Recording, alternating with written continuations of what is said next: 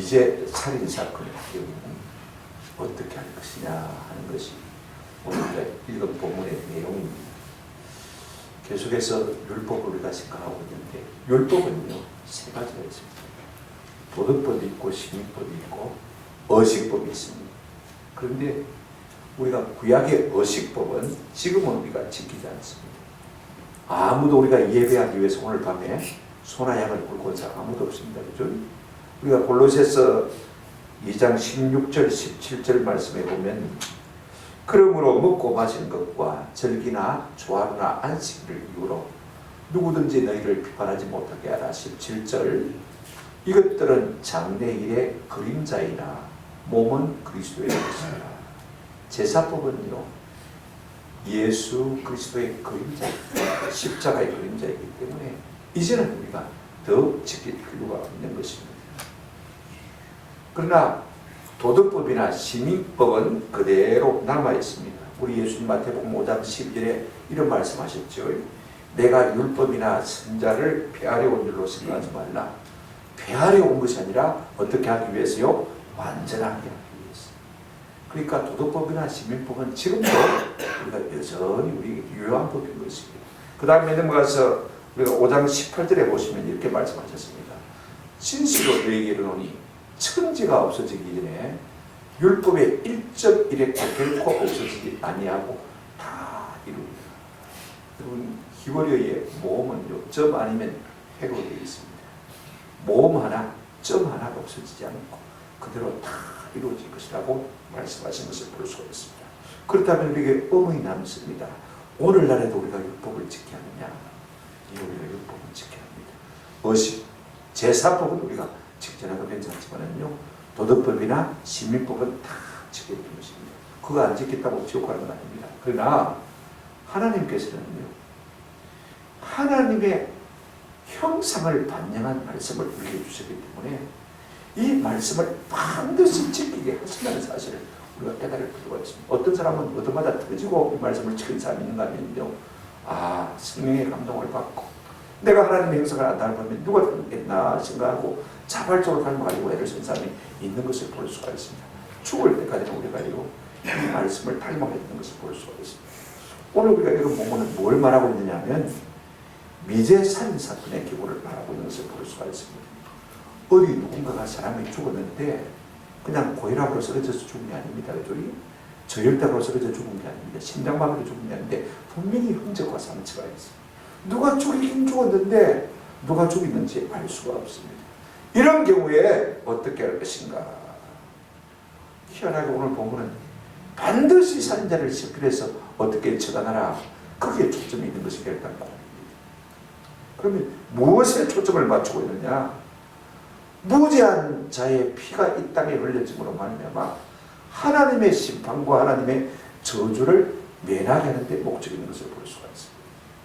참 중요한 이야기입니다. 우리가 9절에 보면요 이 말씀하신 목적을 이렇게 말씀하고 있습니다. 9절입니다. 너는 이와 같이 여호와 보시기에 정직한 일을 위하여 무죄한 자의 피 흘린 죄를 너희 중에서 말지니라 죄할지니라 그렇게 말하고 있습니다. 그래서 1절 2절에 뭐라고 말하고 있습니까?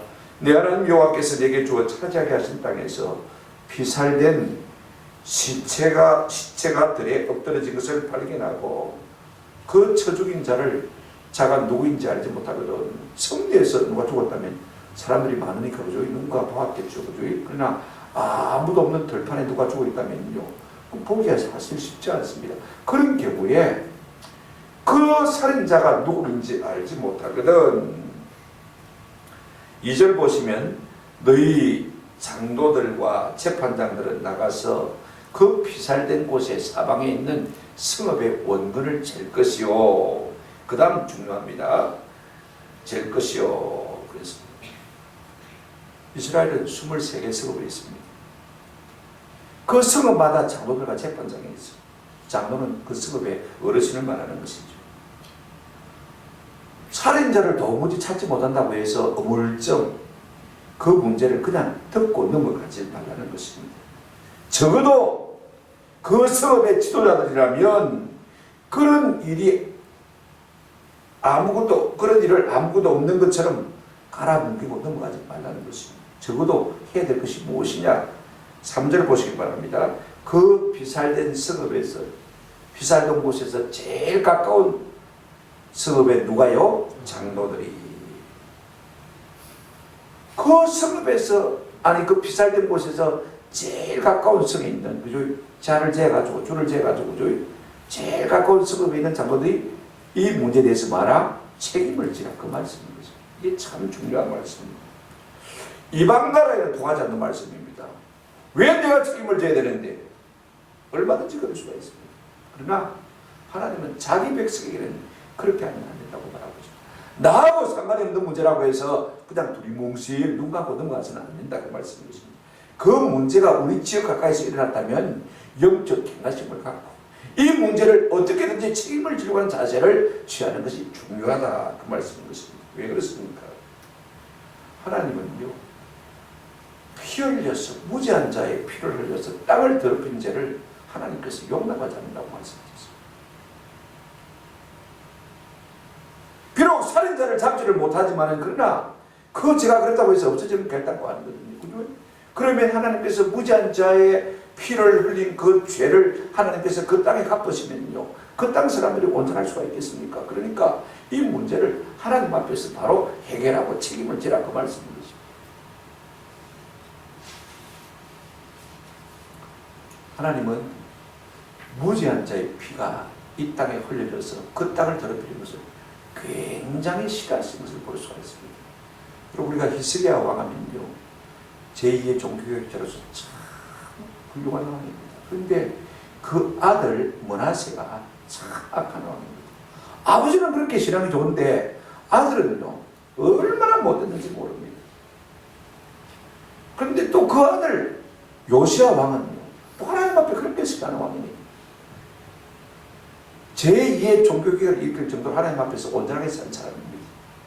그럼에도 불구하고 하나님께서 이 요시야가 그렇게 정직하게 살았음에도 불구하고 그 땅에 죄악을 인하여서 내가 그 땅을 사하지 않겠다고 말씀하셨습니다. 누구의 죄악 때문입니까? 그 아버지 므낫세의 죄악입니다. 우리가 열왕기하 21장 16절에 보게 되지만 이 므낫세의 죄를 이렇게 말하고 있습니다. 열왕기하 21장 16절에 므낫세가 유다에게 범죄하게 하여 여호와께서 보시기에 악을 행한 것 외에도, 그 다음 말씀이 중요합니다. 한번 같이 읽어보실까요? 시작. 또 무지한 자의 피를 심히 많이 흘려 예루살렘 이 끝에서 저 끝까지 가득하게 하였다. 하나님이 지금 그 아들 요새가 그렇게 하나님 앞에 정직하게 살았음에도 불구하고 그 땅을 멸하시고 한 이유가 무엇입니까? 그 아버지 므낫세가 이미 돌이킬 수 없을 정도로 하나님 앞에 많은 악을 행했는데 그 구체적인 죄가 뭐냐면 무지한 자의 피를 심히 많이 흘려 예루살렘 이 끝에서 저 끝까지 막겠다, 가득하게. 그러니 하나님께서 그 땅을 심판하실 수밖에 없다는 것을 볼 수가 있어요. 하나님은요, 죄 없는 자의 피가 그 땅에 흘러지는 것이 엄청난 죄라고 말씀하시는 것을 볼 수가 있습니다. 반드시 하나님께서 갚으시는 것이죠. 이걸 우리가 아세요. 그래서 어떻게 하십니까? 3절, 4절 보시기 바랍니다. 그 피살된 곳에서 제일 가까운 성읍의 장로들이 그 성읍에서 아직 뿌리지 아니하고 멍에를 매지 아니한 암송아지를 취하여, 우리 같으면 어떻게 범인을 잡을 것인가 하는 지침을 주실 줄 알았는데 전혀 그거는 다른 것입니다. 비록 그 살인자가 누군지 그에 대해 관심은 하는 별로 없습니다. 하나님 아시죠? 아시지만 그러나 그 무지한 피를 흘린 죄악 때문에 너희가 심판을 받을 수밖에 없기 때문에 그 처방을 하라는 것입니다. 그래서 제일 가까운 성읍의 장로들이 성읍에서 아직 부리지 아니한 암송아지를 취하고 말입니다. 4절, 그 성읍의 장로들이 물이 항상 흐르고 갈지도 않고 씨를 뿌린 일도 없는 골짜기로 그 송아지를 끌고 가서 그 송아지에서, 그 골짜기에서 그 송아지의 목을 꺾을 것이요 라고 말하고 있습니다. 한 번도 멍에를 매지 아니한 암송아지를 취하고 깊이 패이고, 물이 항상 흐르는 말은 조금 번역이 그런 것 같아요. 깊이 패인 골짜기를 말하는 것입니다. 갈지도 아니하고 씨를 뿌린 적도 없는 아주 황폐한 곳으로 갔습니다. 그곳에서 송아지의 목을 꺾어서 죽이라고 말하고 있는 것을 볼 수가 있습니다. 소의 피라도 흘렸어 그 사람의 핏값을 말아 대신하라, 그 말씀인 것입니다.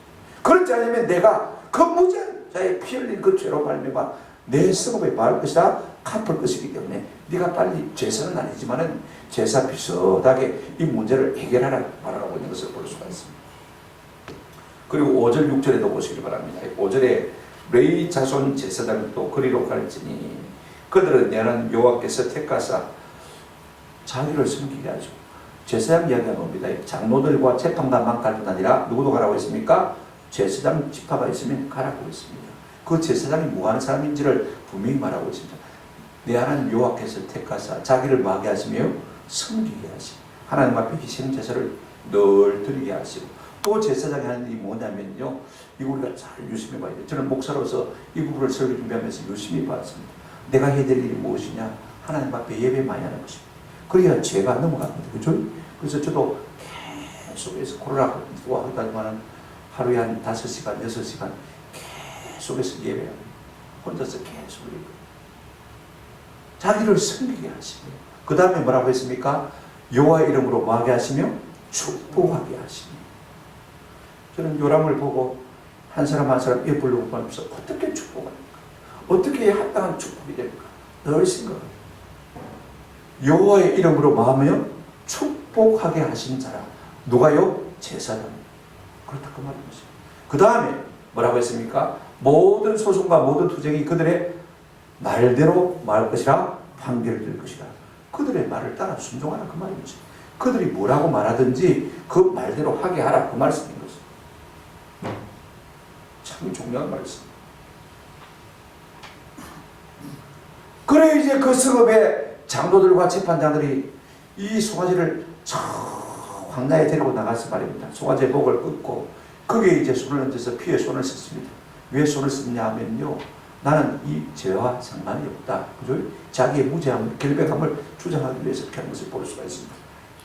예수님을 재판한 빌라도도요, 하도 유대인들이 십자가에 못 박으라고 못 박으라고 안 그러면 밀란이 일어날 것 같으니까 말입니다. 어떻게 했습니까? 세수대에 물을 떠가지고 손을 씻으면서 이제 내가 손을 씻는다. 나는 너희 죄하고 나 상관이 없다. 나는 아무 책임 안 집니다. 그죠? 그렇게 손을 씻은 것을 우리가 볼 수가 있습니다. 그래서 그 암송아지에다가 장로와 장로와 재판관들이 어떻게 합니까? 7절 한번 보시기 바랍니다. 7절 8절 이렇게 하라고 말씀하셨습니다. 손을 씻고는요, 말하기를 우리의 손이 이 피를 흘리지 아니하였고 우리의 눈이 이것을 보지 못하였도다 하였나이다. 보지도 못하였나이다. 그 다음에 8절 계속 읽어보십시오. 시작. 여호와여 주께서 속량하신 주의 백성 이스라엘을 사하시고 무죄한 피를 주의 백성 이스라엘 중에 머물러 두지 마옵소서. 그렇게 기도하라고 했습니다. 하나님, 우리는 지금 이 죄에 대해서는 아무것도 아는 바가 없습니다. 우리 눈이 보지도 못하였고 우리가 귀가 듣지도 못했습니다. 그러하오니 하나님, 주께서 이스라엘 백성을 죄를 사하시고 무죄한 피를 주의 백성 이스라엘 중에 머물러 두지 마옵소서. 이 죄를 우리 가운데 심판하지 말라는 말씀인 것입니다. 그렇게 기도하라고 말씀하신 것을 볼 수가 있습니다. 그리하면 하나님께서 무죄한 자의 피 흘린 죄를 반드시 심판하시지만은 그 행위를 보시고 뭐 하지 않겠다고요? 심판하지 않겠다. 지금 그 말씀을 하고 있는 것을 볼 수가 있습니다. 이처럼 이스라엘 공동체는요, 어떤 살인이나 죄가 일어나면 누군가가 책임을 져야 된다는 것입니다. 누가 책임지는 것인가? 원리가 들어있습니다. 아무나 제일 가까운 성읍의 사람들, 제일 가까운 성읍의 사람들, 그리고 그 대표가 되는 장로와 재판관, 제사장, 교회의 우두머리죠. 어른들이 이 문제를 뭐해라? 책임져라. 이 영적인 문제이기 때문에 너희가 책임져라. 그래서 송아지의 목을 끊고 너희가 그게 손을 씻고 그저 피에 손을 씻고 우리가 이 죄에 대해서는 보지도 듣지도 못하겠습니다. 하나님 무죄한 피 흘린 죄의 심판을 우리에게서 내리지 말아달라고 그렇게 기도한 것을 볼 수가 있습니다. 여러분, 이 말씀의 적용을 우리가 한번 해보죠. 이게 참 중요해요. 오늘 우리가 율법시대는 아닙니다만은요, 이 말씀이 오늘날 우리 교회에 주는 말씀이 무엇일까? 여기서도 진짜 중요한 말이에요. 우리가 여기까지 깊이 생각하는 경향이 참 많이 있습니다. 오늘 이 말씀을 이대로 적용한다면요, 우리 교회 주변에 일어나는 모든 죄에 대해서 누가 책임져야 됩니까? 교회가 책임져야 됩니다. 이걸 우리가 적용하자면 그렇습니다. 그죠?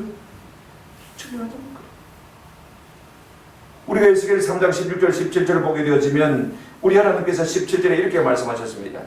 인자야, 내가 너를 이스라엘 족속의 파수꾼으로 세웠으니 너는 내 입의 말을 듣고 나를 대신하여 그들을 말아 깨우치라. 하나님께서 선지자들을 왜 세우셨느냐? 나를 대신해서 말해달라는 것입니다. 교회를 왜 세웠느냐? 하나님께서 우리에게 복음을 주시고 또 이 복음을 우리에게 나눠주신 이유가 뭐냐? 여러분, 세상은요, 교회를 통해서만 하나님의 음성을 들을 수 있습니다. 맞습니까? 우리가 입 딱 다물고 있으면요, 세상에 하나님의 말씀을 들을 기회가 없어요. 이걸 우리가 아세요. 그러므로 오늘 우리에게 말씀을 주시고 예수 믿게 하시고 구원의 복을 주신 이유가 어디에 있습니까? 우리를 통해서 하나님의 말씀이 이 땅 가운데 전해지도록 하시기 위해서 우리를 그렇게 복 주신다는 말씀인 것입니다.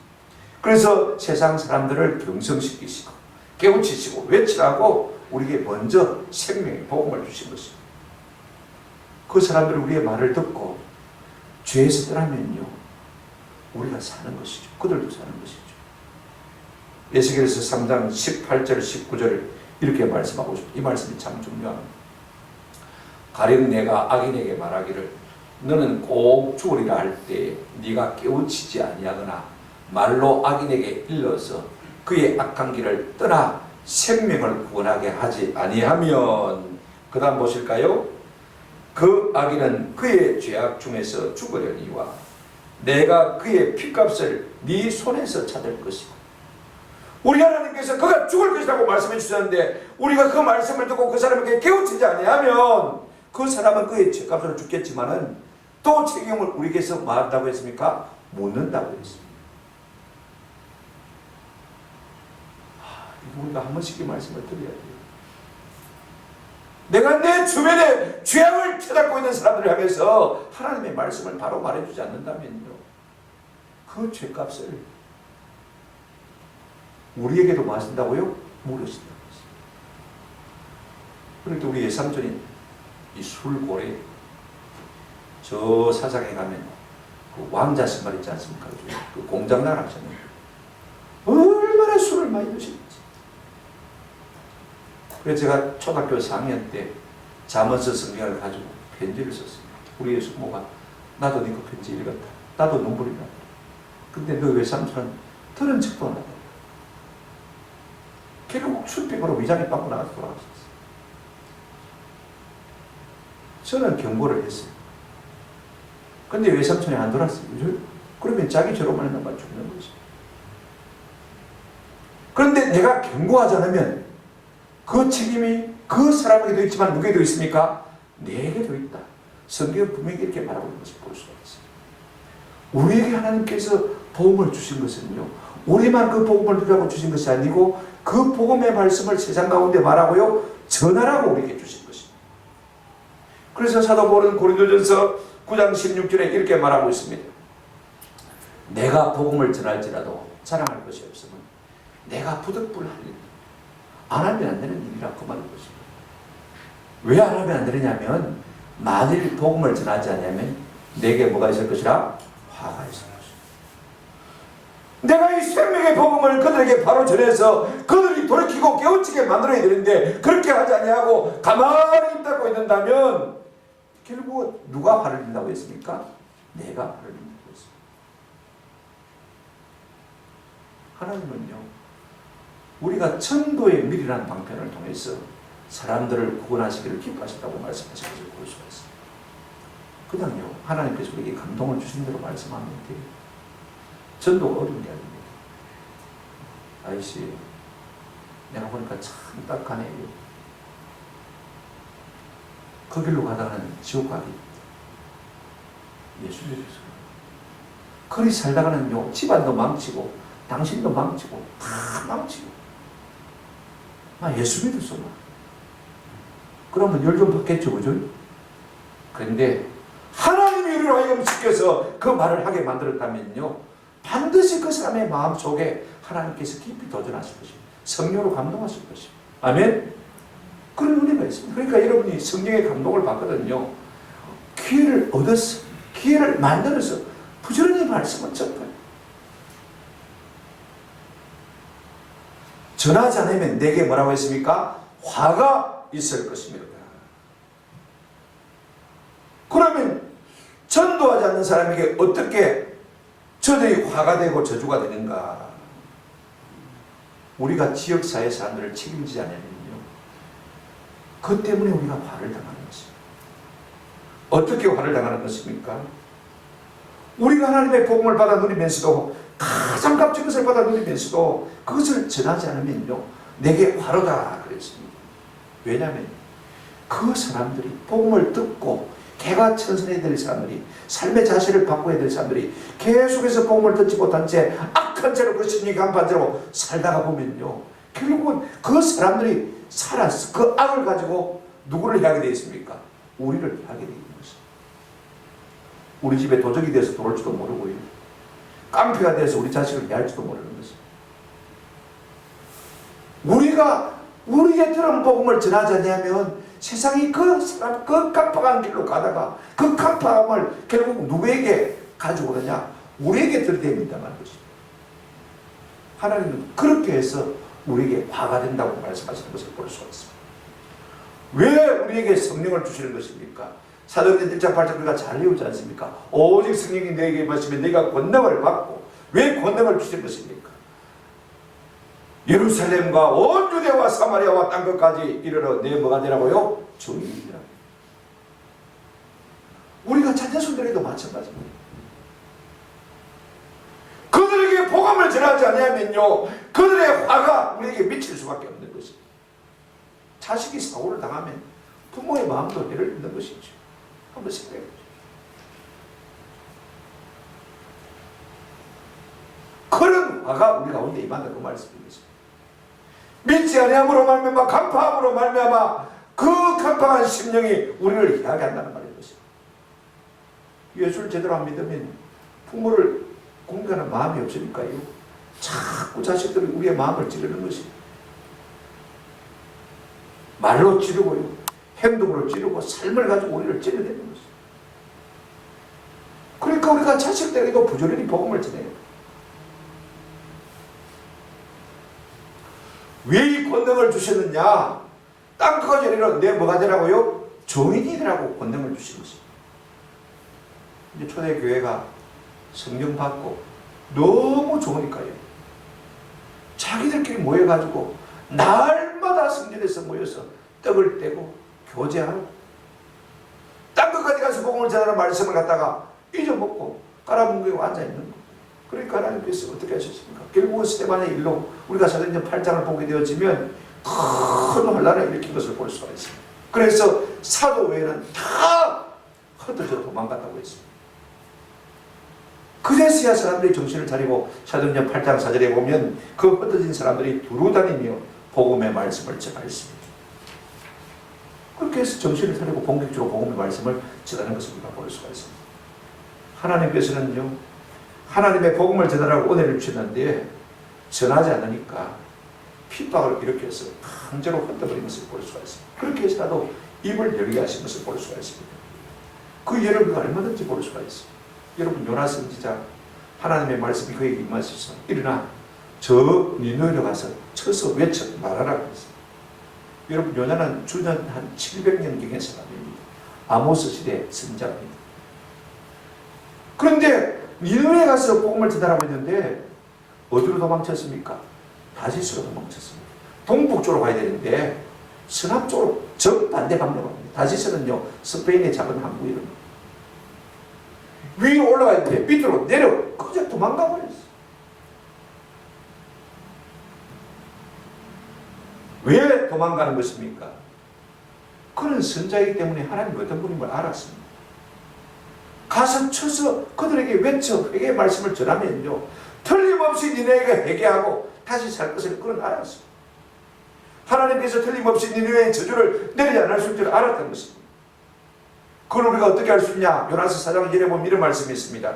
여호와께 기도하여 이르되 여호와여 내가 고국에 있을 때에 이러하겠다고 말씀하지 아니하였나이까. 그러므로 내가 빨리 다시스로 도망하여 싸우니 왜 도망하였냐면요 주께서는 은혜로우시며 자비로우시며 노하기를 더디 하시며 이내가 크시사 뜻을 돌이켜 재앙을 내리지 아니하시는 줄을 재앙을 내리지 아니하시는 하나님이신 줄을 내가 뭐했습니다? 알았습니다. 내가 가서 복음을 전하면 그들이 회개하면 뜻을 돌이켜서 니네의 사람들을 살려주실 줄을 알았기 때문에 나는 도망쳤다는 것입니다. 왜 그렇게 한 것입니까? 왜 요나가 니네를 싫어하는 것입니까? 그 당시에 아수르가요 북이스라엘을 얼마나 괴롭히는지 모릅니다. 마치 우리 한국 사람에게 일본 쪽팔이처럼 그렇게 괴롭혔습니다. 그러니 인간적으로 생각할 때 그들이 하나님의 진노를 사서 망하는 것이 마땅하다고 생각하는 것입니다. 그래서 복음을 전하기 싫어한 것을 볼 수가 있습니다.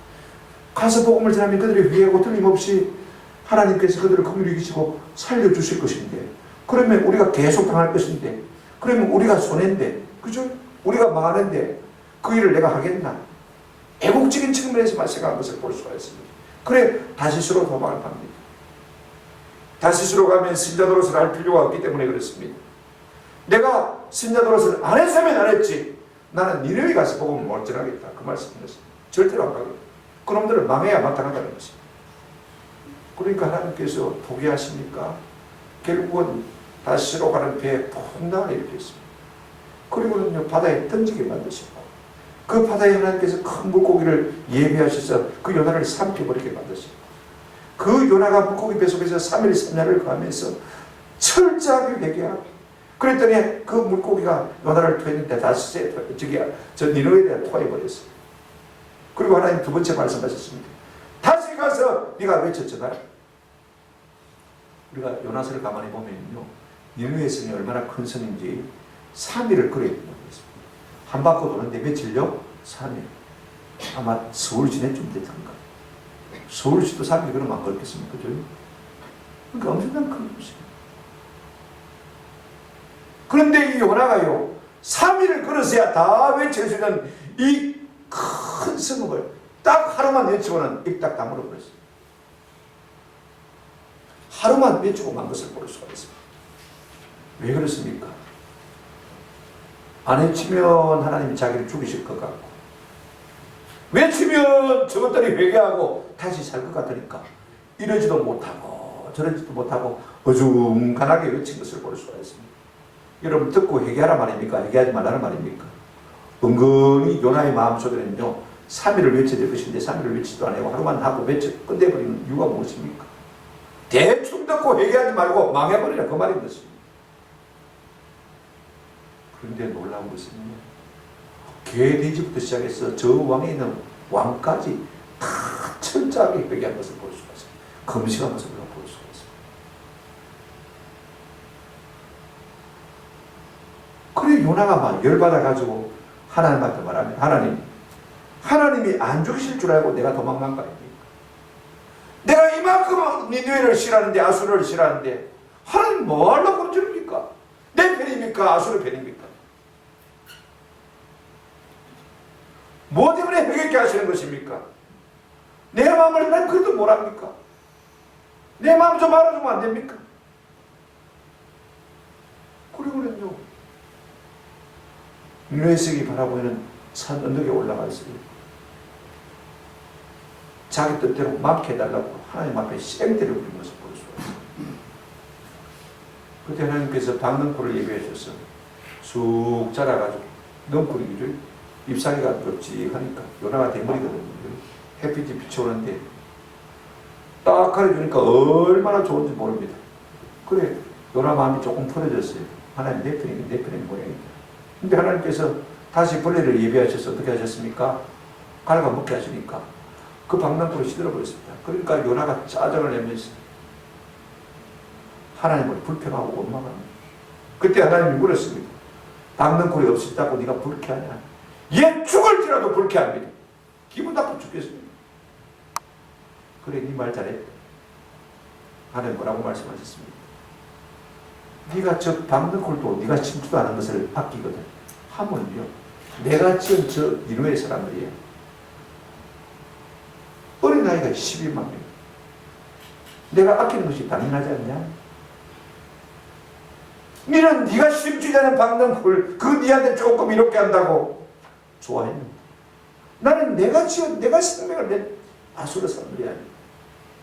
내가 그들을 아끼는 것이 마땅하지 않냐? 이것이요 하나님 아버지의 마음인 줄로 믿습니다. 그러니까 이 요나가 입이 몇 개라도 할 말이 없습니다. 그러고는 막 집에 가버렸습니다. 그 다음은 하나님 알아서 하시죠. 우리 같으면요, 그들이 떼어리로 회개하고 방방 굴리고 은혜 받고 하면 어떻겠습니까? 붙들어 가지고 제자 훈련을 시키자는 게 있습니다. 성경 공부를 시키고 양육을 시켜야 되는 것입니다. 적어도 이 요나의 마음속에 하나님의 마음이 있다면 그렇게 했어야 마땅한데, 하나님 알아서 하시죠. 나 모르겠습니다 하고 막 지 고향으로 가버렸어요. 제가 그 다음 이야기를 하려고 그러죠. 왜 하나님께서 요나라에게 니느웨 복음을 전하게 하시는가? 요나 썼을 때가 주전 750년경입니다. 그런데 여러분, 북이스라엘 왕국이 언제 망했냐면요, 주전 722년에 아수르에 의해서 망한 것을 볼 수가 있습니다. 아수르의 수도가 니느웨죠, 그죠? 자, 여러분, 하나님은요, 이스라엘 백성이 언제 어느 나라에 의해서 망할지도 알고 계십니다. 아멘? 맞습니까? 근데 우리가 한번 생각해 보십시오. 만약에 요나가요, 니느웨에 가서 복음을 바로 전하고 그들이 회개했을 때 하나님의 말씀을 바로 양육했더라면요, 하나님의 사람이 되었더라면 그들이 아무리 강성해도 이스라엘 쳤겠습니까? 안 쳤겠습니까? 안 치죠. 우리에게 복음을 준 사람인데, 우리에게 생명을 준 사람인데 우리가 저 사람들을 상하게 할 수 있냐? 안 치는 것이죠. 결국은요, 그들이 강팍해지니까 이스라엘을 뭐 했습니까? 쳤습니다. 망치한 것을 볼 수가 있습니다. 오늘 우리가 받은 복음을 전하지 않냐면 그들이 강팍하게 되었어요. 그 강팍을 가지고 우리를 만다고요? 해한다는 것입니다. 이것이 우리가 받는 화인 것입니다. 복음을 전하지 않으면 그것이 내게 화가 된다고 했습니다. 주전 722년까지 요나는 틀림없이 살아있을 것입니다. 그리고 아수르가 와서 그들을 치는 것을 그도 눈으로 목도했을 것입니다. 그리고 회개했을 것입니다. 내가 저 아들이 막 땅바닥에 앉아서 울고 불고 난리가 났을 때 내가 좀 더 하나님의 말씀을 양육했더라면 이와 같은 일은 없었을 테입니다.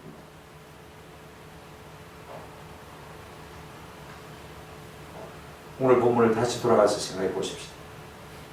살인자를 모를 경우에 말입니다. 그 사체가 있는 곳에서 제일 가까운 지파가 책임을 지라고 하는 거죠. 오늘날로 우리가 적용하면 가장 가까운 교회가 뭐하라? 책임을 지라는 것입니다. 그 피값에 대해서 책임을 지라는 것입니다.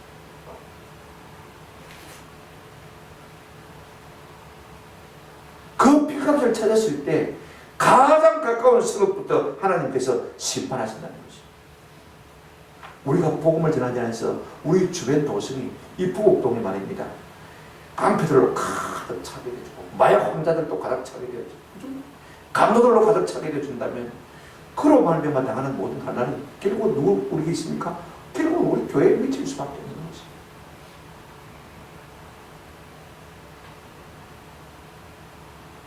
이것이 하나님의 심판인 것입니다. 예루살렘 교회가 그랬고 요나가 그랬습니다. 복음을 안 전하니까 누구 같은 사람이 생겼습니까? 사울 같은 사람이 일어난 것을 볼 수 있습니다. 교회는요, 단순히 모여서 예배만 드리는 사람이 있습니다. 우리가 부곡동에 단순히 우리가 예배 장소를 갖고 있다. 그게 교회 삶입니다. 이곳에 우리 교회를 두신 이유가 이 지역의 생명을 말하고요, 삽니다. 그들에게 복음을 전해서 그들의 피아감을 회개하고 돌이켰어요. 하나님께로 돌아오도록 하라고. 그렇게 해서 우리에게 이 지역 교회를 두신 것입니다. 우리가 대한민국을 다 복음할 수가 없습니다. 그래서 하나님께서 지역에 뭘 두셨습니까? 교회를 두셨죠. 다행히 우리 교회가 이곳에 있습니다만 우리 주변에 극악한 일들은 아직까지 일어나지 않은 것이 얼마나 다행인지 모릅니다. 그러나 오늘 이후로는 우리가 좀 정신을 차려야 돼요. 우리가 모르면 모르겠거든요. 그죠? 이 말씀을 들었거든요. 이 지역에 무슨 악한 일이 일어나는 것은 누구 책임이다? 우리 교회의 책임. 우리 교회의 영적인 문제가 생겨나는 것은 목사와 당연 책임이죠. 그죠? 그러면 이 지역에 문제가 일어나는 것은 누구 책임입니까? 우리 교회의 책임입니다. 우리가 복음을 전하지 않기 때문에 그와 같은 일들이 생기는 것이죠. 그 피값을 하나님께서 어디에 물으신다고요? 그 지역 교회에 물으실 것이다. 이렇게 우리가 적용할 수가 있는 것입니다. 아니 하나님 내가 그걸 낳았습니까? 와 우리가 책임을 져야 됩니까? 안 낳았습니다. 맞습니다. 그러나 여러분 우리가 저들을 품어야 되는 것은요, 하나님께서 우리가 저들을 품고 사명을 주셨기 때문인 줄로 믿습니다. 이것이 우리의 사명인 것입니다. 우리가 해야 될 일이기 때문에 그렇습니다. 지역 교회가 지역 사회에 교회가 존재하는 이유가 바로 이 이유인 것입니다. 그러므로 우리가 이곳에서 예배할 것 아니라 이 지역을 부지런히 복음을 전해 그들이 강파함을 깨닫고 회개하고 돌이키도록 우리가 부지런히 듣든지 안 듣든지 복음을 전해든지. 그러려면요 우리가 교회당 주변으로 모여들어야 돼요. 아이고 목사님 교회 주변으로 이사 오고 싶어도 땅값이 워낙 비싸가지고 방세가 워낙 비싸가지고 팽수를 줄이시라도 와야 돼요. 제가 말씀드릴까요? 만약에 여러분들이요 교회를 사랑하는 마음으로 교회 주변에 이사 오셨다면, 지금 그때 10년 전에 오셨다면 그때에 비해서 땅값이 4배 올랐어요. 복을 누리는 것이죠. 저는 이 말씀을 묵상하면서 주변에 다 알아봤습니다. 어떤 교회든지 교회 가까이 이사 와서 손해본 사람은 한 사람도 없다는 사실을 제가 여러 주변의 목사님 통해서 들었습니다. 여러분 가난하면 멀리 도망가려고 하지 않습니까? 그죠? 굉장히 어리석은 일입니다. 이거 우리가 알았어요. 하나님은요 우리가 이 지역 사회를 책임지기 위해서, 이 지역을 위해서 기도하도록 하기 위해서, 이 지역에 복음을 전하도록 하기 위해서 교회 가까이 와서 사시는 것, 이걸 참 기뻐하시고 음으로 양으로 알게 모르게 하나님께서 그 마음을 기쁘시게 하는 자를 우리는 전혀 알 수 없는 곳에서 복을 예배하시다가 우리에게 주시는 하나님이신 줄로 믿습니다. 왜 우리가 그렇게 책임을 져야 되느냐? 9절 말씀 다시 한번 보십시오. 9절은 이와 같이 이렇게 말하고 있습니다. 너는 이와 같이 여호와께서 보시기에 정직한 일을 행하여 무죄한 자의 피 흘린 죄를 너희 중에서 지할지니라. 우리가 눈에서 멀어지면 마음도 멀어집니다. 그죠? 그러니까 우리가 이 지역소에 살면서 하나님을 예배하고 이 지역사회에 살면서 그 사람들을 보면서, 그죠?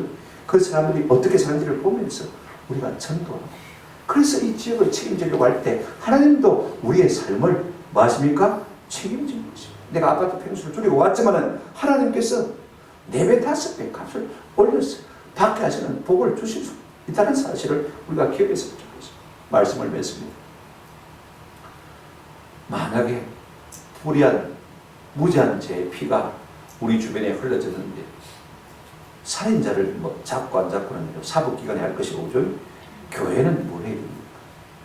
무죄한 자의 피를 흘렸다면 반드시 하나님께서 그 땅에 흘려진 무죄한 자의 피로 말미암아 그 땅을 마실 것이라고 했습니까? 심판하실 것이라고 했는데, 우리가 그 심판이 땅에 미치지 못하도록 하는 일을 우리가 해야 되는 것입니다.